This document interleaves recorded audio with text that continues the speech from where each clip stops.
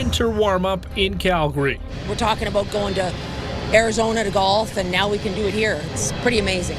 But the climbing temperature also brings hazards. It could have been Calgary. I think it would be a dream come true to skate at a home Olympics. Was passing on the Olympic Games a big mistake? The cost of the arena alone is more than 3 times what it would have cost for us to host the Olympic Games. And take a walk. So we really want to increase the number of volunteers that we have. The ask for help to ensure seniors' dogs get their exercise. CTV Calgary, local breaking news with Jordan Cannigan. Good evening and thank you for joining us. The balmy temperatures across southern Alberta have people moving from the ski slopes onto the golf course. This Chinook blast is sticking around for a bit, but it also comes with a warning from officials. Tyson Fedor reports. The warm winter blast is here to stay for now. Temperatures above 10 degrees Celsius is melting ice along the Bow River. It's closed skating rinks in the city and pushed people to the golf course like Shauna Baldwin. I'm from Cape Breton, and they got 30 centimeters. So to be able to golf in February is like a dream. Fox Hollow Golf Course, known for letting golfers play in the winter if Mother Nature cooperates, filled up the tee sheet Wednesday. Right now it's looking like we should be able to get golfers on the property up till at least next Friday. You're playing real golf. You're not just hitting on a driving range, which, there's many good facilities to use for the winter, but, nothing beats being out and watching your ball fly. Calgarians are enjoying a break from winter. I wish it's going to be plus 20, but we will take what we need. We're still missing some, winter weather because we also tried to ski, and with this weather you couldn't do it. For Lisa Sullivan, her family's arborist business is in full swing. Feeling slammed. It's exciting because it's good for business. Sullivan says people are hoping to get a jump on early garden prep ahead of the growing season. People are concerned about this fall spring kind of thing happening, and some of the trees are actually starting to bud out. And if we get another freeze, which we likely will, those new fresh buds are probably going to be damaged. Alberta Blue Cross held its annual Alberta Winter Walk Day. It's all in an effort to promote healthy living during the chilly months. This time last year, we actually had to cancel Winter Walk Day in Calgary because I think we had wind chills of almost minus 30 degrees. But with the temperatures come warnings from officials. Lakes, ponds, and rivers melting at a rapid rate, creating dangers for all. There's a lot of areas where people are used to, through the winter season, whether it's a shortcut or area they walk through every day, those conditions can change within hours of the same day. Tyson Fedor, CTV News, Calgary. And these temperatures have put the Calgary Forest area, including Rocky View County, under a fire advisory. The risk is moderate, but fire permits, including burning and fireworks, will not be issued for any fires, and any existing permits are suspended. Well, the Olympics could have been just about to kick off right here in Calgary. These 2026 games were the ones Calgary was preparing to bid for until the idea was punted by a plebiscite. As Kevin Green reports, that vote result still weighs heavily on many here, even 7 years later. Speed skating coach Heather Carruthers competed for Canada in the Pyeongchang and Beijing Olympics and would have loved to be skating them here in Calgary this year. If Calgary had been granted the 2026 Olympics, I would have extended my career, or tried to at least extend my career for another 4 years. I think it would be a dream come true to skate at a home Olympics. They aren't here because in a 2018 referendum, just over 56% of Calgary voters said they didn't want the games back in Calgary. No, I don't have any regrets. I'm excited to watch the Olympics in Italy, and I'll be cheering on our athletes. But I don't think hosting the Olympics was the right thing for Calgary. Supporters of the bid still maintain the federal and provincial grants to upgrade sports facilities, as well as investments in transit and roads, would have made it worthwhile. A rail line from the airport to downtown, a rail network between Calgary and Edmonton, a rail system from Calgary to Lake Louise. These could have all been part of an Paralympic bid. Calgary Chamber of Commerce President Deborah Yedlin says Calgary missed a big chance to boost its international status. We know that the government's very focused on increasing the tourist dollars that come to the province. This would have been such an important catalyst to really move that forward. We chose to be small. Stephen Carter campaigned in support of the bid. We have no cost perspective. The cost of the arena alone is more than 3 times what it would have cost for us to host the Olympic Games. And we would have gotten the arena 1/3 subsidized by the province and 1/3 subsidized by the federal government. But in the end, Calgarians decided. The city said thanks, but no thanks to the IOC. Current Mayor Jeremy Farkas was a councillor then and a vocal opponent of the Games. He thinks voting no was the right decision. And I think right now, when we see our current infrastructure situation, what's happening with the water main, I think we're breathing a sigh of relief that we're not hosting the Olympics this time around. Despite that, Farkas says he's a big supporter of the Olympics and doesn't rule out Calgary making a bid in the future. He says before that could happen and for him to support it, the finances would clearly have to add up in the city's favor. Kevin Green, CTV News, Calgary. One of Calgary's hometown heroes is facing backlash after she appeared in an ad promoting NBC and Team USA. Tate McRae is in the commercial ahead of this week's Winter Olympics, and more than a few Canadians are upset with the move. Tim Brooke explains. A Calgarian superstar in an American mix-up. Oh, hi. I'm a bit lost. Tate McRae is the lead of NBC's latest Winter Games spot, and she's got her eyes set south of the border. I'm trying to get to Milan for an amazing opening ceremony and meet Team USA. Then it's the weekend with America's best skating for gold. Now, the pop star is facing some heat. We got to talk about Tate McRae. Yeah, I don't like it. She's a Calgary girl. You got to honor that. I'm sad. I don't like it. Not one bit. People are pointing out that it's kind of a bad time, is this really the best decision in such troubling times? I think a lot of people are almost taking it as a line drawn in the sand, in a sense. It's also not going well for McRae online. TMZ is covering this Canuck conundrum, and on Instagram, some fans are calling it a betrayal of McRae's roots. We even heard a few comparisons to Wayne Gretzky's Four Nations appearance. You're telling me you couldn't find an American pop star to do a similar commercial? These days, the Calgarian singer is living mostly in the U.S. and romantically linked to Team USA hockey player Jack Hughes. Fans tell us they understand it's show business, but they also hope McRae won't forget where she came from. We're trying to support her. We just need her to give us something. Tim Brooks, CTV News, Calgary. And late today, Tate McRae responding to the backlash by posting this throwback photo of herself holding a Canadian flag to her Instagram story saying, "Y'all know I'm Canada down." Well, fans of Canada's sports history can take in a new exhibit at the airport just in time for the Olympics. The display helps mark 7 decades of Canada's Sports Hall of Fame. It's called 70 Years of the Order of Sport. You can see digital displays, curated artifacts, and a wall-size historical timeline telling the stories of athletes, builders, and trailblazers. Artifacts include items from 4 past Olympic Winter Games. The airport hopes to add more interesting displays. People love it. I mean, it's something to see and do as you're traveling through, and we've got a big terminal, but these are sort of things that we want to use the terminal space for. It's for our community, it's for our people, and so let's use it for the best use. The display is on the arrivals level of the domestic terminal between doors 4 and 5. It will be in place for the next year.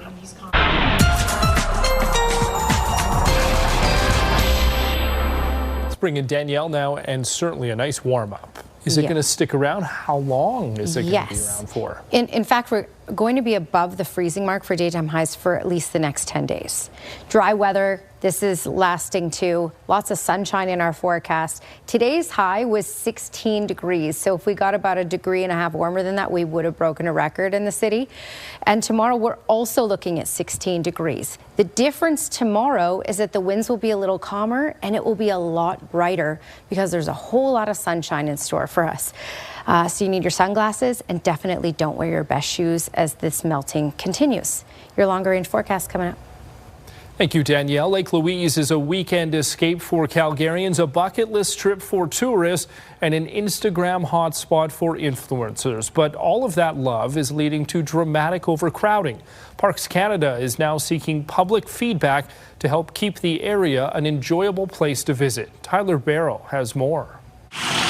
In small communities, you notice when things change. Bill Keeling has lived in Lake Louise Village for 33 years. He remembers when you could drive up to Moraine Lake in the mid-90s. No problem. 2016, we realized we had a problem.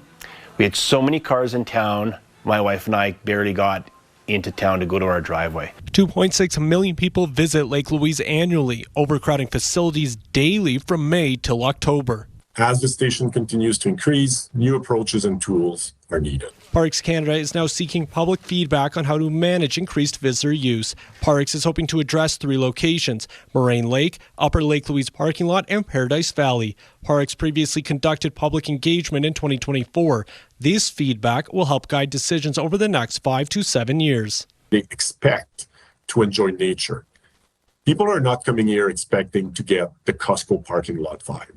And that's something we have to be very careful to listen to. Ideas being considered are a parking reservation system, parking time limits, or a summertime ban on personal vehicles on Lake Louise Drive.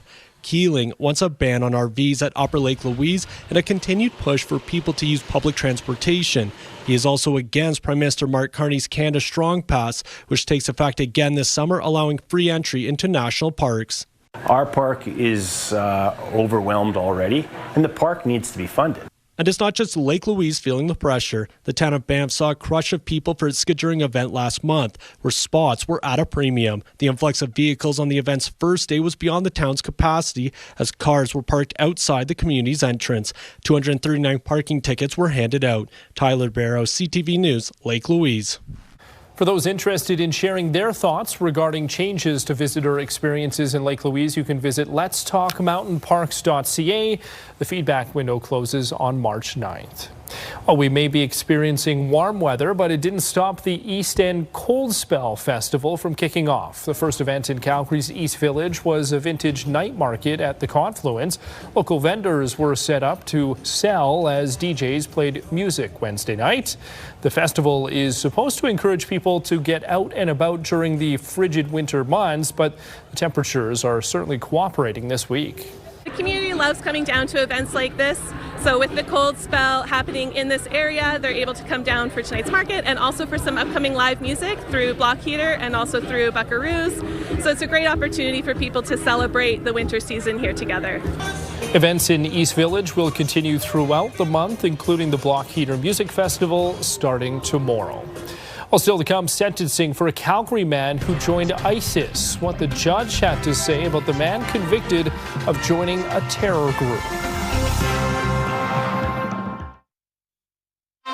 You're watching CTV News, Calgary.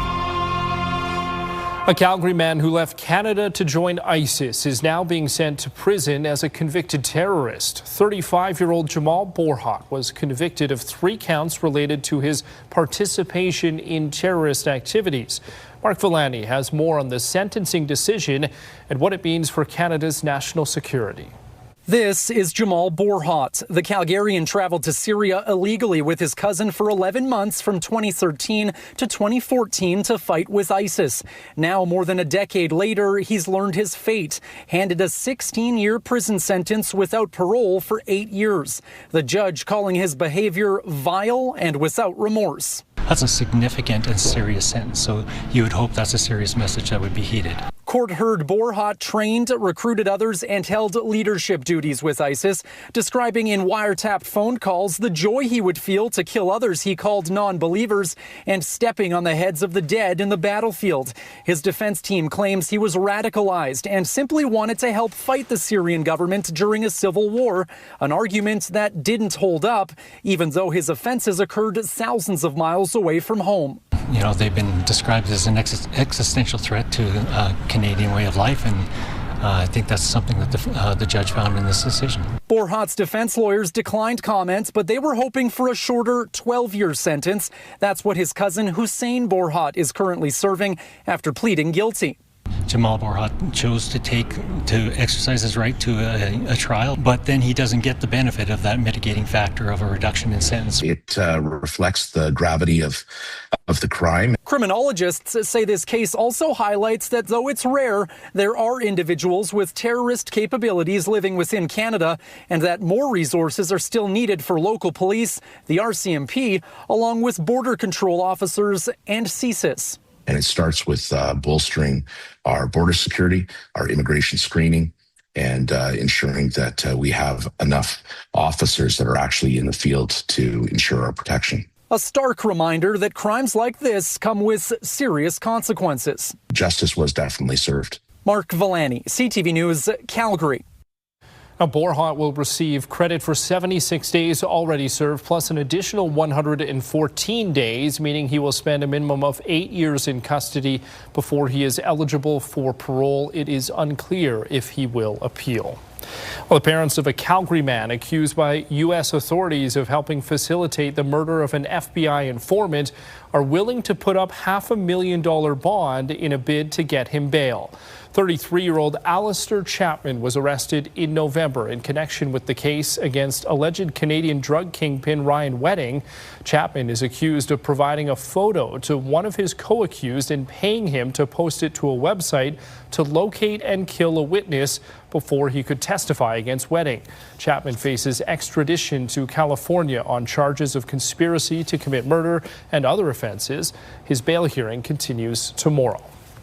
Canada's Justice Minister says the government isn't changing its process to appoint judges. It comes after Alberta threatened to withhold funding unless it gets more say. Federal Justice Minister Sean Fraser says judicial appointments need to be made without any political influence. Danielle Smith wants Ottawa to create a new committee with half of the appointees from Alberta. She wants the province to have say on filling vacancies on Alberta's Court of King's Bench, Court of Appeal, and the Supreme Court of Canada. Advisory committees already provide feedback on appointments in each province, and Fraser says the current process is working. Risk of stating the obvious, it's essential that we have a judiciary who's able to make decisions without fear or favor amongst those who have the power to appoint or, in theory, remove a judge from the bench. Confidence in judicial decisions hinges on the sense that they are being appointed not for ideological reasons, not by a particular government, but by independent folks that are reviewing, making sure that they're qualified. Now, the feds appoint and pay judges serving on superior courts in Alberta, but the province covers costs for support staff and equipment. Danielle Smith also wants bilingualism requirements to be relaxed for federal appointees. Calgary police say they have shut down a meth lab in the northeast. Police say they found the drug lab last month. It was inside a shed on Coral Springs Boulevard. Investigators say they were tipped off about the operation and found drugs and weapons inside. 4 people are now charged. Well, the warm-up is here, but for how long exactly? Danielle will tell you all about it coming up next.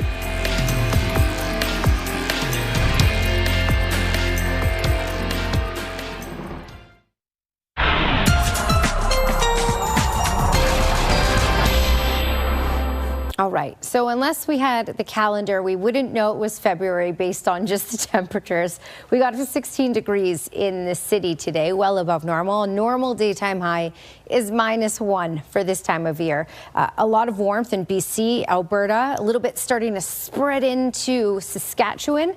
And then still in that trend for the eastern half of the country where they're getting cooler temperatures.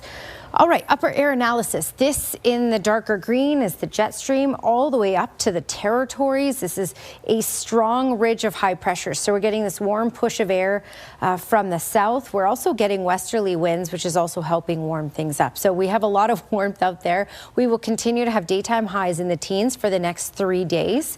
But then by Sundays, this jet stream is going to slump to the south. So late Saturday in through Sunday. This will likely allow on Sunday a little bit of cloud cover to creep on in because things normally follow the jet stream. So some cloud cover, small chance of precipitation by then, and it will be noticeably cooler on Sunday because of this, but it will still be well above normal.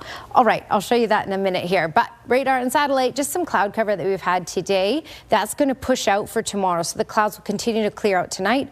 Lots of sunshine for these next few days, plus the warm temperatures because that ridge of high pressure will remain up to the north. Again, it will start to slump down on Sunday, so some clouds could move in by then and temperatures will slightly cool. Okay, 16 for tomorrow, so similar to what we had today, just a lot more sunshine expected for tomorrow and Friday and Saturday. So Friday high 14, 13 for Saturday, and then Sunday a little more cloud cover possible and a high of 7 degrees. Monday looking at a high of 5. So while we won't have the teen temperatures after Saturday, we're still going to have a good amount of warmth, as you can see by this 10-day trend here. So our daytime highs will remain above freezing and, of course, well above normal for the next 10 days. Thank you so much, Danielle. Coming up, the call for more dog walkers. The Calgary organization helping canines get outside for exercise.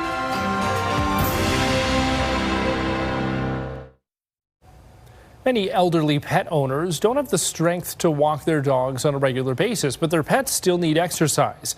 Elder Dog Canada has been in Calgary since 2017, connecting volunteer dog walkers with seniors.